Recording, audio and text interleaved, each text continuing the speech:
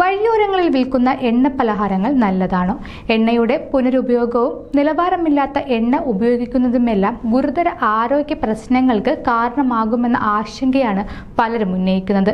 40 വയസ്സിന് താഴെയുള്ളവരിൽ കൊളസ്ട്രോൾ അടക്കമുള്ള ജീവിതശൈലി രോഗങ്ങൾ ബാധിക്കുന്നതിന് പിന്നിൽ എണ്ണക്കടികളുടെ പങ്ക് വളരെ വലുതാണെന്നാണ് വിലയിരുത്തൽ. പാതയോരങ്ങളിൽ തിരക്കേറുന്ന ബജിക്കടകളും വലിയ ആശങ്കയാണ് സൃഷ്ടിക്കുന്നത്. എന്നാൽ ചില നാട്ടിൻപുറങ്ങളിൽ നല്ല എണ്ണ പലഹാരങ്ങളും കിട്ടാറുണ്ട്.